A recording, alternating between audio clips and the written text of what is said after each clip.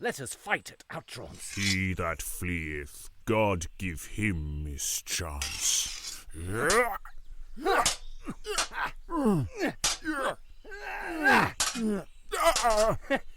I have the mastery here.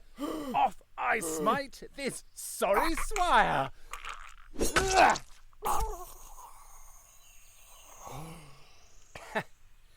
This knight's clothes will I wear, and in my hood his head will bear. And that was the sound of Robin Hood summarily executing a vanquished foe in Robin Hood and the Knight. Hello, and welcome to the Beyond Podcast. I'm your host, Robert Crighton, General Overseer of Beyond, which specialises in creating full-cast audio adaptations of drama from before 1642, as well as providing background and other production resources. You can support our work and get a say in what we produce by becoming a patron today. Go to www.patreon.com/Beyond Shakespeare. Anyway, today I'm delighted to be joined by Dr. Liz Oakley-Brown to discuss Robin Hood in drama. And I have to start with a massive apology. In fact, with 4 massive apologies. This is the first of 4 lost discussing episodes. Recordings made in some cases many years ago, and never released for a number of reasons. Not just the pandemic, but other technical reasons delayed them all. This was recorded in 2019, so yes, it was a few years.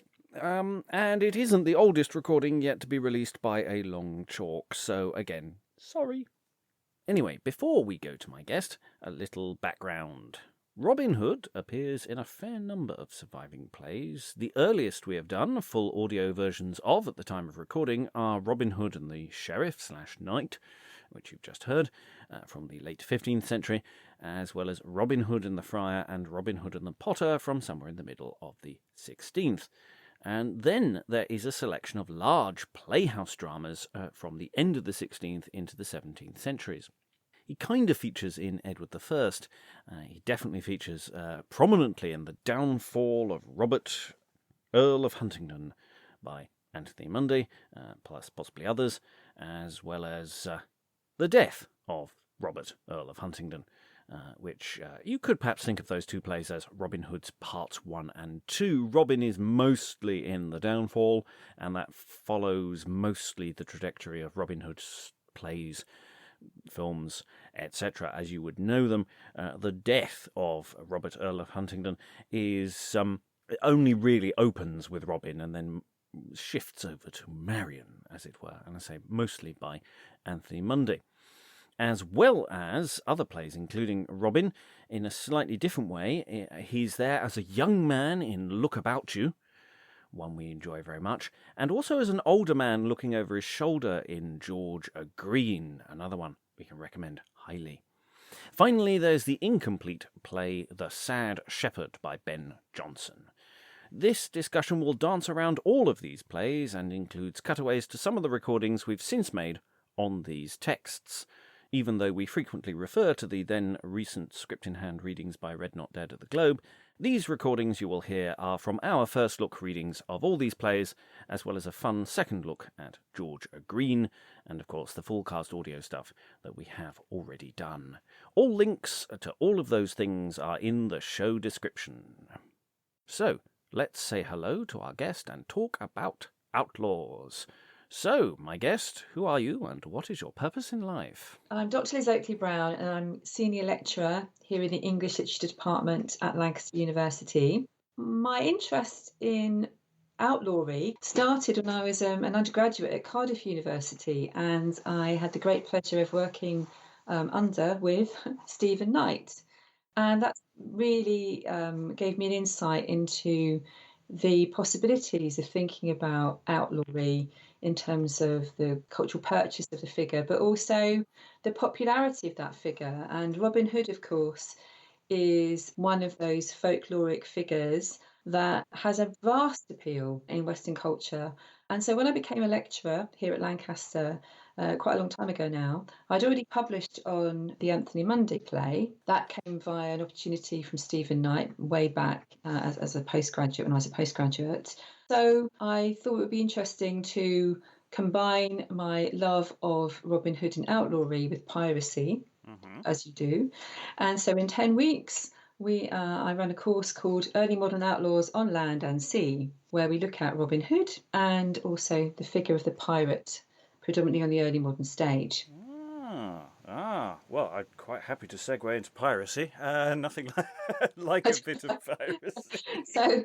So I suppose most recently then, it was really interesting to me thinking about the ways if we focus on Robin Hood, how it's almost a cliche to think that interest in that figure erupts at moments of English crisis, if you like.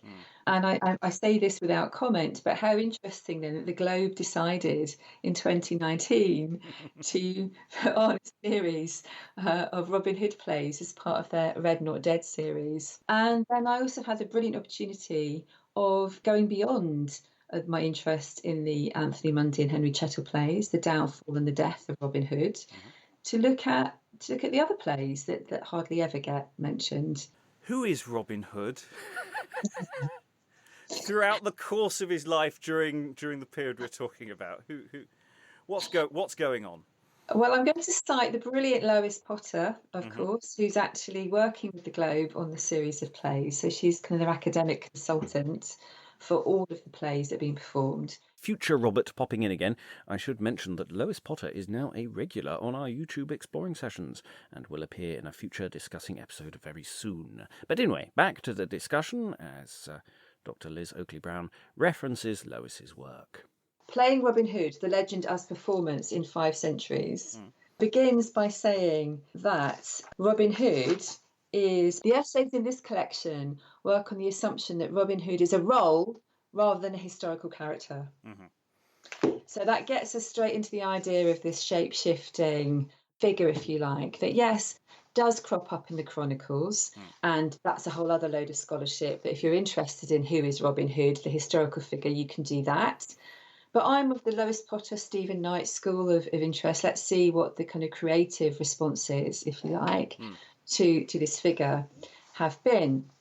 And so I think it's almost a cliche or a truism in Robin Hood studies now to say that the first literary reference to the figure is in Piers Plowman, which kind of makes the link there through the satirical figure of Sloth, I think, about Robin Hood's narratives being allied with sort of idleness and not being very serious.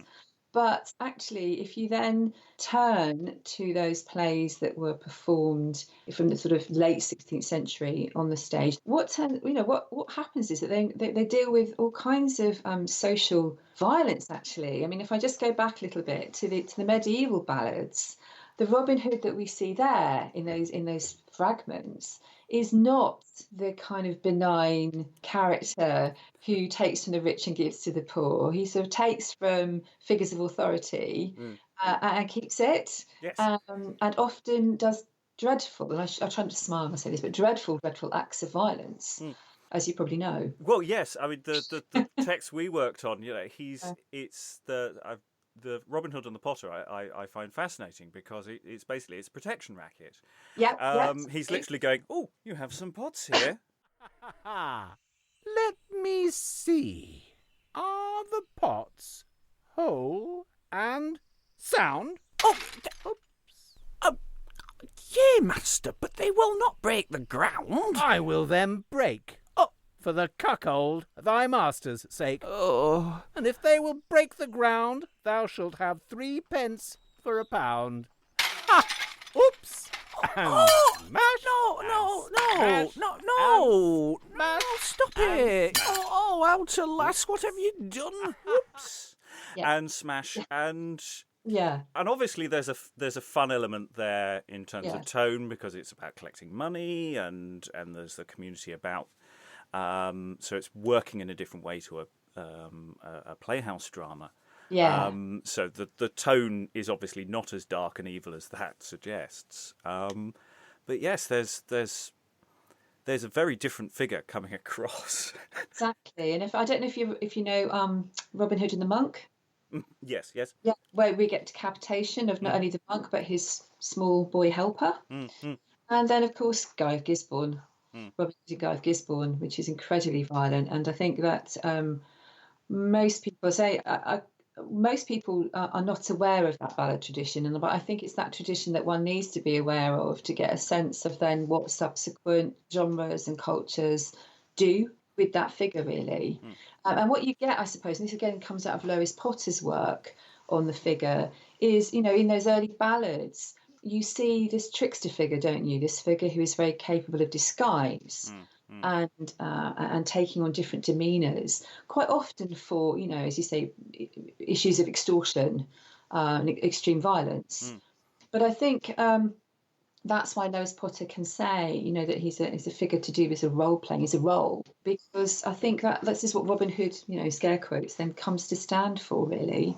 So I think it's very difficult, although people try, and I try, and other people try to sort of do these kind of, generic stabilising things. But then when you see the plays again that the Globe are putting on, just how different the treatment is, and actually the plays that I've spoken on, in the kind of setting the scene discussions. I think it's no coincidence that Lois has done the Monday plays, the ones that I was hoping to get, because I'm familiar with them. So I got Georgia Green and Look About You, but I'm very pleased I did, actually, because Look About You, I mean, how do you know what that's about? You're asking who's Robin Hood, but that play is like, what's the play about? Yeah. Uses sort of gives us doesn't it, a teenage Robin Hood, the prequel, if you like, to the Monday plays. And perhaps for me thus far is the most kind of extreme reiteration or refashioning of that figure that I've encountered thus far. And in performance, though, it's a rip-roaring 3.5 hours, actually. The pace of it is extraordinarily well-pitched, well-paced. It works really well in performance. Battle with the stars to pull him down from heaven if he were there. Look to Earl John. The gentleman is mad. Oh, who would not be mad at this disgrace? Gloucester, the fox, is fled. There lies his case. He says, pointing to his gown. He cozened me of mine. The porter helped him. Porter shall be hanged. Let's part and seek him. Gloucester shall die. All Europe shall not save him. He is wise, too wise for us. Yet I'll go with you to get more fools into my company. Again, it takes that idea. So this is why I'm very much taken with Lois Potter's take on the role playing, because it takes that aspect, doesn't it, of that aspect that surrounds Robin Hood narrative, it's around that figure, and sort of just pushes it to the absolute limit, I think. Well, it is that thing of, as you were saying, it's a role that you can inhabit and move and shift the boundaries on. And obviously we've got these 6 extant plays that we can actually compare and contrast and say over a relatively short period of time, a lot of different interpretations appear.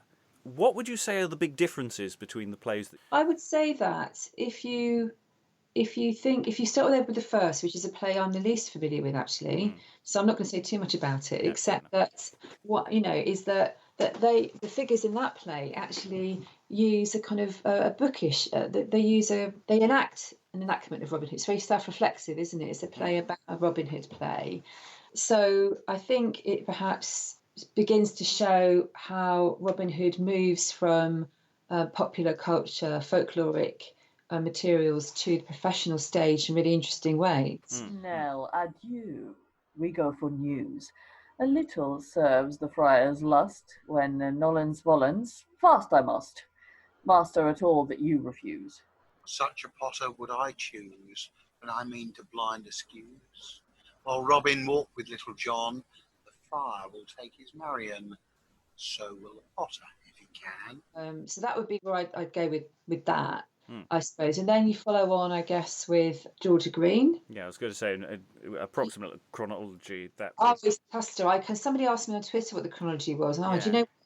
I just think of them as clusters. Georgia Green, which again is something I actually wasn't familiar with very well. So I thought, yes, why not go and talk about it? Because it gives you an opportunity to grasp it. And again, I was interested in that play about how how it depends on the audience being very familiar with a kind of backstory of Robin Hood in order for the humour to work. You've got a really sort of grumpy Maid Marian who's sort of very fed up with the fact that Georgia Green and Beatrice, are more well known than her in Robin Hood. But also, I think more seriously, perhaps what's interesting is how London-centric that play is, and how everybody up north, it's not interesting. Perhaps I'm kind of more aware of that because I am up north, although I'm a southerner. How the Yorkshire element, the Pinner of Wakefield, is treated really with this London-centric play. What? Have you any more? Call all your town forth, Cut and Longtail. What? Georgia Green, is it you? A plague found you. I think you long to swinge me well. Oh, come, George, we will crush a pot before we part. A pot, you slave? We will have 100. Oh, here, Will Perkins, take my purse. Fetch me a stand of ale and set in the marketplace that all may drink that are athirst this day. For this is for a fee, to welcome Robin Hood to Bradford town. So I think again that's like regionality, and you've got it's set in this very ill-defined historical period. I think what's interesting that Edward I clearly has got a particular historical period in mind. Georgia Green is very vague, sort of James who, John Richard who, not too specific. Yeah. And then Look About You again, sort of, if we take that one, sort of goes back to kind of the period of history, where we've got two Henrys for the first time, or for the first time ever, two kings on the throne, and it kind of works out from that idea. Yeah. This idea of doubling, and I think it takes that idea of doubling historically. Yeah. It's just a sort of a sideways thought, because in a sense you could define them as history plays. Yeah. And that sense of what are they saying about this semi-mythic past? I mean, in that sense, what are they saying England was or could be, or is there a connection between the politics of the time, or am I just sort of saying a long string of words, which is what I'm just doing? Well, I have to speak then. This is when I put my theoretical cards on the table, which I always like to do. I'm a cultural materialist, so I will always look at issues of sort of power and economy, and the differences, I suppose, between those who have and have not, which you can see the appeal there of the Robin Hood narratives for critics like me, actually. And I would say that in the plays we're talking about is that they're about legitimacy, who gets to actually say what is lawful and what isn't. And particularly, I think, in Look About You, where you've got this issue of two kings, which is based in history and so on. So who's the sovereign? Who's got ultimate power? And for me, actually, Look About You, more than any of the Robin Hood plays or texts that I've actually encountered thus far, has become very, very clear example of a text that wants to explore rightful legal power and the place of the common person in that. And I think Robin Hood then becomes more complex. Robin Hood, particularly in that play, is very much part of the elite. But then, of course, Robin Hood, in a way, except perhaps in the early ballads, in the jest tradition, he's always got this very, I think, interesting relationship with kingship. So my mind's going sideways again, because we're working on the life and death of Jack Straw at the moment, and questions of power and relationship, and because you've got a very young king, and you've got the various forces enacting around him within the court, as well as the actual rebellion and the evolution of the rebellion throughout the plan. It's just, yes, they are also outlaws. This is a legitimate thing I should be thinking about. But then I think, again, I mean, you could bring every play down to that in a way, or every text down to that, and it can be quite a reduction. But I think what's interesting about then thinking about these plays that use Robin Hood, and they are using Robin Hood in some ways. I mean, Edward I is using it in a very different way to Georgia Green, very different again to Look About You. And then we're going to see, this. People have argued, Stephen Knight particularly, and others after him, that the Monday plays are the first time, the inauguration, the gentrification of the figure. Again, it depends on where you situate those plays, I suppose, but you can see then how the kind of post-Enlightenment reiterations of Robin Hood have taken that very much on board. I'm thinking there about the 1938 film, and so on. Knocking the edges off the beheading, possibilities of him. I think all that Robin does in the Earl of Huntingdon plays is sort of whip a kind of a napkin around at the beginning, as far as I can remember, and sort of be a bit stroppy and petulant if you performed him in that way, and then go off to the woods and become all kind of, elite there. Then, of course, we've got Ben Jonson, who we've not mentioned thus far, have we? No. Ben Jonson coming out again. As a fragmentary text, which I'm very interested in fragmentary text, because there's so much more room for manoeuvre, in a sense. Yes, tell me a bit about The Sad Shepherd. Well, The Sad Shepherd, the title pretty much gives it all away. The subtitle is A Tale of Robin Hood. Hath any vermin broke into your fold, or any rot seized your flock, or cold?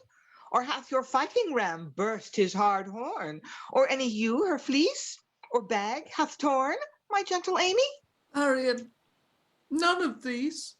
Have you been stung by wasps, or angry bees, or raised with some rude bramble, or rough briar? No, Marian. My disease is somewhat nigher. I weep and boil away myself in tears. And then my panting heart would dry those fears. I burn, and through all the forest lend a shade and freeze, though of the whole wood one fire were made. Alas! What you've got there, if we talk about outlawry in law, so we've got this we've got this Sad Shepherd, we'll park them at the moment, but we're all in a wood, aren't we? So we're all in this kind of courtly wood. Yes. So again, I suppose it's that idea of gentrification being pushed then into this other kind of area. But it brings Robin Hood then, this sort of outlaw figure from history, together then with the figure of the witch. Another figure who is, I think, as the feminist to me wants to say, kind of even more a persecuted figure, and in terms of 17th century history. So again, in some respects, or at least in my way, you can see how I might teach this play. It's kind of how we've got then this sort of archetypal, almost, this canonical, I think, outlaw by this time, who's now been so wonderfully gentrified. He's hardly the focus at all because he's so uninteresting. I mean, Marion's quite interesting, actually, in this scenario. I think that setting allows Marion to be slightly more proactive. Well, the appearance of Marion as a figure, anyway, I mean, the early pieces don't feature her at all. In fact, if they do feature a woman, they are not necessarily a figure that one is supposed to idolise. It's the evolution of her as a figure. Is there a narrative to that? You can. Again, people like Lois Potter and theatre historians have done a very good job. It comes out of, I think, the kind of the May Day games. And when you have a young boy, playing the part of the May Queen, if you like. So she gets introduced, that figure gets introduced along in that part of the tradition, if you like. So those sort of May Day celebrations. She joins, I suppose, the cast of on stage Marions, if you like, performance Marions. Perhaps it depends on the order that we put these plays in, but with the Monday plays. So again, and what's so interesting then about that those two plays, the Downfall and the Death, is that you've got the corruption of the name, at least in the editions that we have, don't we? But Marion Matilda, who knows what she's called? Is she based on, who knows what the actual origin story is of that? That's why I think in terms of Ben Jonson's piece, that Marion, I think, is actually far more, gets a far better deal, if you like, in terms of narrative, in terms of outlaw narratives. I think she, there's a point where she's sort of dressed in buskins and sort of is allowed to actually maybe go out and hunt, Yeah. Perhaps courtly fashion, but she takes on a more proactive outlawry role. And that's why, students particularly quite like this play, because it actually, they forget about, in fact, the Sad Shepherd is a bit, they're not that interested in the Sad Shepherd, nor are they interested in Robin Hood. So, of course, they're interested in the witch and Marion. And perhaps it's that kind of Jacobean court mask type thing. Of course, nobody really knows what this was produced for, but in terms of production, do they? But it might have been that whole issue that maybe this had a more of a sort of woman-centric set of performers in mind, audience in mind, group in mind. This goes back to this idea, doesn't it, of Robin? You know, who is Robin? What is Robin? I think these figures allow this figure and the cast of characters that surround this figure to sort of put into different scenarios in wonderful ways. Yes, it's you have this ensemble that evolves, and they all serve different functions, or potentially serve different functions, and so the playwright can focus on a different person if they want to do something different. Yeah. And that's quite useful, whereas other more singularly focused figures maybe less so. Yeah, and I think as well, I mean, it struck me then sort of preparing the Georgia Green piece and then watching it, you know, in the stage reading. What a fabulous sort of playing performance that is as well. You know, and again, far more weapon-led. I would say comparing what I noticed about that, what you notice in these plays, I think, are props actually. As you can imagine, look about you. You really need that clothing to sort of make sense of the whole thing. You know, I think perhaps these are pieces that appeal to acting companies, and they bring the audience with them, if that makes sense. I think even if you'd had a period of rehearsal with Look About You, you're going to have to be, it's a huge company. You'd have to be very tight knit to actually pull that off. Yeah. You know, it's an incredible amount of choreography as well. Yeah, it's a busy work. So that's a good way of putting it in terms of, you know, speech patterns to, as I say, props and everything in between. Yeah. Georgia Green, similarly, you know, I'm always going there thinking there's going to be lots of bows and arrows. So if I'm looking out for props, maybe that's what I'm always looking out for. So sadly, none in Look About You. There's one, I don't know if you in Georgia Green, but a child uses it, and it's all about stars. Yes, great big whacking things. Well, the violence again is kind of handled differently. Yeah, I mean, going back to the earliest sort of performance text of the Robin Hood and the Knight and the Sheriff, depending on what you want to call it, which is a pitched battle. Exactly. You know, the script is really just a cue in for the set piece that happens. Yeah. And you know, maybe there was more, but it's more. It's a much more external event. And again, the other two pieces are all about, at some point, someone's going to have a fight. Someone is going to challenge someone to a fight. Let's watch the fight. Yeah. Some plays obviously exploit fights, and some companies were much more fight orientated than others. Sure. So I suppose there's a question of context of when the playwright or who the playwright was writing for. Yeah. I, as a producer, I'm always looking at props as well, because it's a case of, you know, when a script says large brazen head, I'm going, maybe won't do Friar Bacon. Maybe won't do that one, because the moment you need to start manufacturing things, then and I think actually because I'm not, you know, I don't work in sort of practice sort of based research really, but I'm very interested in it. I know people that do, but what struck me about the two stage readings I've seen, that they work really well, and I don't even think a more expensive production would achieve more. You know, what the energy I think is what you need. They are both fast. And the use of props are quite minimal but important. Yeah. You know, and you can do a lot with different hats for Looking At You, for example, but key. Yeah. But you just need to be agile and really good at your craft, I think, to actually perform them effectively. Yeah. I mean, one of the interesting things, because we start off with audio before we move into doing doing plays, it makes you think about the physical world more. No, I can get that. And so I'm increasing. You know, any bit of comic business, you know, we try and break down as or physical comedy business, if that makes sense, or any physical business. You know, we break down to quite ridiculous degrees because we have to figure out, well, what of this can we get across? But that's useful for us ahead, in the sense of, you know, if we can, you know, move into larger scale productions.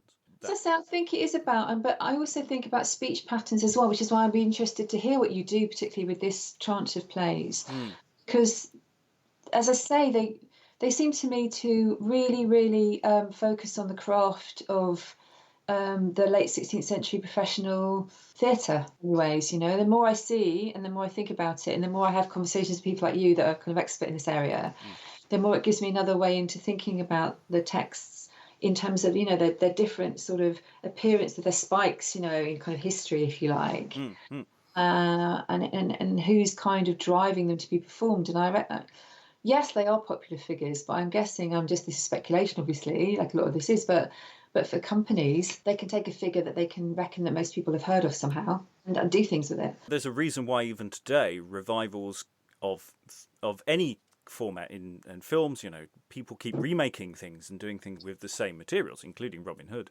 People think it's something we can set. People like to buy what they already know. Exactly. Again, that's sort of why we start with a podcast. There's no point putting on a show we can't sell. So we try to pre-sell a show by telling everyone about the material as much as possible in advance. But the other thing, when you're talking about clusters, it just that is important because, of course, we sometimes get too focused on when it was written. Oh gosh, the question is, how long was it in a repertoire? Yeah. Because then the idea of a cluster is important because it may be part of a cluster of 20 plays that, you know, lasted together for quite a long time. So if they were popular, thinking of you know, George Green and Edward I as sort of connected, even if they weren't in the same company. I mean, because companies would be in competition. Yeah. Out of the plays that you've worked on, are there any moments or scenes that are your particular favourites? I think actually I should have prepped you on that one because I just thought of it. I think the unexpected, I must say performability, that's not a word. How well they work in performance. Yeah. How much more how really properly entertaining they are. And that's not because, you know, I'm a particular fan. I'm interested, of course, and I kind of like to explore areas that I'm not familiar with, really. But I have to say that having seen Look About You and Georgia Green, you know, in the stage reading, just delighted with just how well they work as ensemble pieces, and how well they work. You can't. What I'm struggling to do is to isolate moments because they really, for me, are proper ensemble pieces. They're they're all important. You can't extract. They're context really driven. Because they're kind of integral. They work. They're all. If you try to extract anything from Look About You, it would make even less sense than it does. You need the whole thing. You can't appreciate it until you kind of get to the end. Yeah. And Eleanor says, you know, wondrous conversion. You go, too right, Eleanor. That's what I mean about being self-reflexive and having fun about how are we going to end this then? Yeah. So we're going to use this sort of vaguely historical detail with, you know, young Henry's conversion, possibly, to kind of bring it all together. Maybe that moment. Maybe it's how they end. Maybe how they bring all these kind of how they're going to end this particular, because this is a narrative which never ends, obviously, and each play has to at some point. So it's that artificiality. The beginning's interesting, but actually where it's going to end. So I think every performance and every text has its own kind of texture, and it's animated by the people that kind of work with them. And so I'm just interested to see what you do.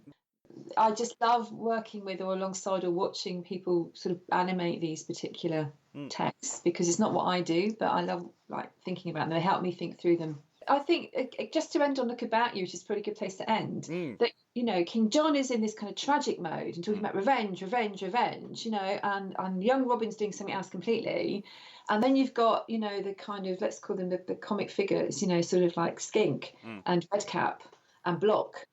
You know, doing other things, and it's just, you know, that's what I mean about being a performance play, really. Because I think as a member of the audience, I think, you know, you're completely wrong-footed or whatever body part you want to wrong. You know, this play is kind of, you're not really quite sure.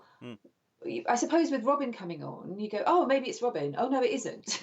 So it's for me, I think that's been the most illuminating play I've come across for a very long time, because of course its title, which is, you know, those kind of interrogative titles. Oh, and there is that clue too, you know, to the play. It's because it's doing in so many different directions. You know, it has a very exactly. We were talking about the Sad Shepherd. You know, what's it about? they did know their business. Titles sometimes. Exactly, and I think that again, it's sort of with those sort of very ambiguous plays.